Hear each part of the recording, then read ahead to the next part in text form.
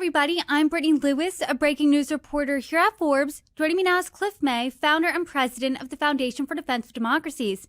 Cliff, thank you so much for joining me once again. Brittany, always good to see you. It is great to see you because you and I actually spoke last week before the much anticipated Trump-Putin summit in Alaska. Now we're speaking a few days later, and I want to get your reaction to not only that, but the meeting between President Trump and Ukrainian President Zelensky as well. But we will first start with the Putin-Trump summit. Usually these types of summits, as you said last week, are choreographed, but you said this is different. You thought Trump is the type of negotiator who wants to sit down with Putin, look him directly in the eye. Do you think, A, that happened, and B, how successful was that last week? Well, let's be honest. I think President Trump went into the Alaska meeting saying he was going to get a ceasefire or he would leave unhappy. He didn't get a ceasefire, so I have to figure he didn't have a big smile on his face as he got back in Air Force One and returned to Washington. Putin convinced him. Putin essentially said, look, you don't want a ceasefire, okay? Ceasefires come and they go. It'll be messy. It's not going to work out. Let's go for peace, a real big peace. Comprehensive peace. I think we can do that. Why don't you support me on that? And for whatever reason, Trump went along with that. I think it's going to be much more challenging than one might imagine. Just a couple of observations about Alaska that I think are important. Sergei Lavrov, who is the longtime foreign minister of Russia, he was wearing a shirt that in Cyrillic said USSR. I think he was sending a message either that the Cold War isn't really over, or remember that when we had a Soviet Union, Ukraine was our possession. Now it's Russia. Ukraine should be our possession again. I think he was sending either or both messages. It's also true that President Putin put flowers on the grave of Soviet servicemen who had died in Alaska. I think he was trying to say we were friends once upon a time. We can be again. But we need to remember that the U.S. became aligned with the Soviet Union only after Stalin signed a pact with Hitler, and then Hitler betrayed him. And 2 days after that betrayal, 2 days after the Nazi invasion of Russia, then Franklin Delano Roosevelt said, okay, we'll help Stalin defend his country. And the alliance lasted only till after Hitler's defeat, at which point what happened? Well, the Soviets took over and made satellites out of Eastern Europe. So that was not a great relationship. I think it's important to understand that. Liv, correct me if I'm wrong, but you pretending to be Putin and saying you don't want a ceasefire. Ceasefire isn't everlasting. You want a big peace deal. I mean, it sounds like Putin was stringing Trump along, which you and I said last week that was going to be his ultimate goal. Do you think he did that, and do you think he succeeded at that? Well, he obviously didn't get the ceasefire. He decided, and he went along with Putin's recommendation that we can get to a comprehensive peace. And now, jumping a little bit ahead to Monday, I'm very pleased that the meeting between Zelensky and President Trump, with quite a few European leaders there showing solidarity, that seemed to go very well. We all remember the bad meeting that Zelensky and Trump had some months back. I think Zelensky did a much better job of diplomacy, and I think there's some reason for hope. But I am concerned. What are they talking about? They're talking about first a meeting between Zelensky and Putin. I can't even imagine how that meeting would play out. I can't imagine anything they would agree on. I can't imagine them shaking hands. That is a meeting between a predator and a prey. That's very hard for me to imagine. Now, President Trump is talking about after that a trilateral, meaning it would be President Trump, it would mean Putin, it would mean Zelensky all together. That I can imagine because I can think of Trump saying, look, here's how I think this should go. Here's what I think is fair. There are a lot of people saying all Zelensky has to do at this point is give up some land. And if he does that, he'll end up with a country that remains independent and sovereign and free. And that sounds good, and maybe that's the case, But here's why I'm concerned. Putin wants Zelensky to give up not only the land that Russian forces have conquered, but a lot more land. According to the best assessment I've seen, for Putin to conquer the land that he wants turned over to him through diplomacy would take Putin's forces 4 years and up to 2 million casualties. Huge. You can see why Putin would say, okay, this is great. If I can achieve in a meeting what my forces couldn't achieve on the ground for 4 years and with 2 million casualties, why shouldn't I do that? And some would say, even so, it's worth doing if you get to peace. But here's the rub. I'm worried that the land that Putin wants Zelensky to give up, including what's called the fortress belt, which are fortifications along a particular line and in some different terrain, would leave Ukraine vulnerable to penetration in the future. Now, what's the answer to that? Well, people talk about security guarantees, and that's a possibility, but I don't think we know what a security guarantee means right now. Is it a piece of paper? Is it British and French troops stationed in Ukraine? Is it America helping out with intelligence and drones overhead? If British or French troops were killed by Russian soldiers penetrating and marching to Kiev, what would happen then? There's just a lot of things. There's just a lot of moving parts here, a lot of devils in the details, if you see what I mean, Brittany. There are certainly a lot of moving parts. I am curious, before we get to the potential bilateral and trilateral meetings coming up, President Trump said that he doesn't think you need a ceasefire. And this is different language, as you and I said, than was coming out before. Before it was the goal is ceasefire. Does that concern you, him saying, I don't think there needs to be a ceasefire? Do you think there needs to be a ceasefire? I would certainly prefer a ceasefire and then negotiations, not least because those negotiations are likely to take a long time and be very drawn out with all the issues we've just discussed and many more. Security guarantees, which parcels of land would be given up, what happens to the Ukrainian children who have been abducted from Ukraine and taken to Russia for brainwashing? What about soldiers who have been captured by both sides? It's just so much to negotiate. It could take a very long time. They should be fighting during that time, or should they have a ceasefire during that time? Even as we discussed briefly, that before the trilateral, there's supposed to be a meeting between just Putin and Zelensky. Should Ukrainians be getting bombed in their homes while that meeting is taking place? Is that conducive for some kind of agreement? If there were conditions of ceasefire, wouldn't that be better? But President Trump has moved on from that. The Europeans are not pushing for that aggressively, at least. So it's very hard to see how we get back to that idea that we want a ceasefire rather than trying to go straight away to some kind of comprehensive deal or agreement between Ukraine and Russia at a time when Russia continues to attack. Now, Ukraine is hitting back as best they can. I think as long as there is a war going on, I would certainly urge President Trump to supply all the weaponry that Ukraine needs. The way to do that, of course, the way he has wanted to do that and should do that, is by selling the weaponry to NATO members, to Britain, to France, to Germany, and let them transfer them to their European to the European nation that needs them, which is Ukraine. That's the way to do it. And if you do that, if you send long-range missiles, for example, and you don't have the restrictions Biden had about targeting inside Russia, then I think it's absolutely possible for Zelensky, for the Ukrainians, to put a lot of additional pressure on Putin and on Russia. I also think sanctions should not be at all removed. They haven't been so far. I think they should be increased to put more pressure on Putin, because the truth of the matter is his economy is not in good shape. It's not healthy, and he is getting hit militarily, including his energy infrastructure. It's been done with drones, not with missiles. That's harder to do, but Zelensky, the Ukrainians have done it.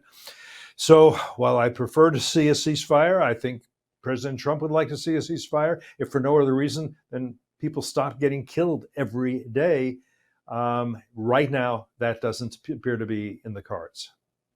And I know that there's so many details that need to be hammered out, but let's say Zelensky and Putin do meet face to face, which that would be, I mean, just a sight. But Putin wants more land from Ukraine, right? Zelensky, that's a non-starter for Zelensky. He does not want to give land to Russia. I mean, seems like they're at a stalemate. What would be the beneficial in that meeting?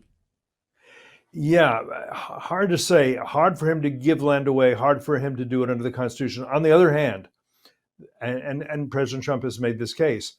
There is what is de facto and what is de jure. What I mean by that, de facto is what are the facts on the ground. De jure means what's legal. So, for example, Crimea was taken illegally, occupied, annexed in 2014 by Putin. Unlikely that that's going to come back anytime soon. Any land, any territory that Putin's forces now occupy, I don't see them giving that up. That's just realistic. Doesn't have to be recognized as legal. Doesn't have to. No one has to say, of course, you deserve that. But you could say, okay, leave it in place. That's what's called a frozen conflict. It's a way of if you could leave it that way and end the fighting, that's still an accomplishment, I think, especially since if you did that, if you froze the conflict along what's called the lines of contact, then Ukraine remains very much an independent, sovereign, free nation, which is what Putin doesn't want. And we've discussed this, Brittany. He doesn't want it for two reasons. One is he thinks it's imperative that he drags Ukraine back into the Russian/Soviet empire. And two, because Putin does not want, as a next door neighbor, a free and democratic country. It's a bad example, he thinks, for his subjects. Who's the winner in those negotiations then? Let's say that's what it looks like. Concessions were made on Ukraine's part, which, let's remember, this was unprovoked. Russia attacked Ukraine over 3 years ago. It was unprovoked. Russia gets Crimea. Ukraine can't join NATO. There are security guarantees that have yet to be seen. I mean, who's the winner in this? Well, it's not over yet, so we can't entirely say. You can't. I mean, I can't argue with the fact that Putin ended up very well coming out of Alaska. He gave up nothing. He didn't concede to Trump what Trump wanted, which was a ceasefire. He persuaded Trump that no, let's go for a comprehensive peace deal. That's what we want. I want peace. I want peace. Donald, you want peace? Maybe Zelensky wants peace. Let's go for that. We can do it. It's a little more work, but let's not settle for just a ceasefire, because ceasefires come and they go, and it'll be messy. So he did very well. He had the red carpet under his feet. By the way, to be fair, also, a B-2 stealth bomber flew over his head, and he knew what that meant. He doesn't have any strategic aircraft like the B-2, and he knows the B-2 was used by President Trump to bomb and substantially destroy the nuclear facilities of the Islamic Republic of Iran at Fordo, Natanz, and Isfahan. Very, very important. And keep in mind that Putin is a close ally of the regime in Tehran. They just recently signed, I think in January, a 20-year strategic treaty for cooperation in military, economic, and intelligence areas. And by the way, both of them are also closely aligned with the strongest communist party in history in Beijing, and what I would call the craziest communist party in history, which is in North Korea.